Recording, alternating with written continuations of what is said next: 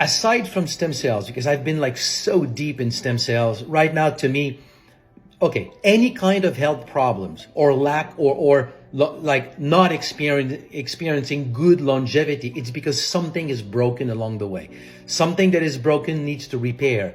Your repair system are your stem cells. So at the core of absolutely anything that you want to do to improve your health, stem cells are the basics. So I've been so deep in this, I will say my first thing will be stem cell support. Let's put that aside. You asked the other three.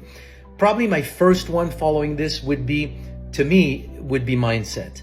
By mindset, I mean so many problem comes from, and I know that a lot of people will say, don't tell me that my problem comes from my mind. It's a real problem.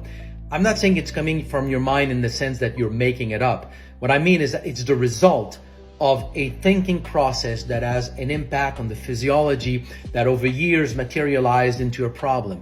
And the antidote for this, to me, is we can call it so many different ways. Generally speaking, let me just say meditation. Just observe what your mind does, because 99% of what you think is not real.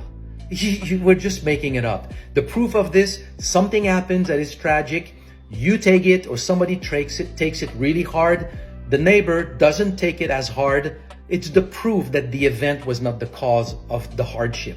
It's how we take it. So just take a step back here. It's very easy to make life being like really sweet and soft, even in the midst of tragedy. So mindset, to me, is the most important. The second one I would say is probably exercise. The body has evolved over thousands of years with always having to move to be able to survive, gather your food. So it's almost like it evolved with movement, and here we are sedentary like we have never been in history. Physical activity is tied to our physiology to a degree that we start to really understand it physiologically in terms of turning on longevity genes, and there's so many things, cognitive function, so many things that is dependent upon movement, blood circulation. So I would say move.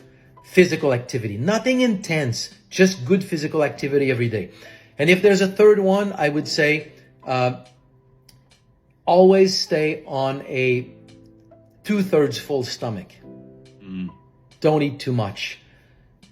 Again, our physiology evolved with always having to struggle for food. Our physiology is made to work well and when you're not full of food. And if there's one disease that we have in our Western world, is just we eat too much. It's the cause of so many problems. So I would say just try to half fast, and lean more under staying hungry than being full.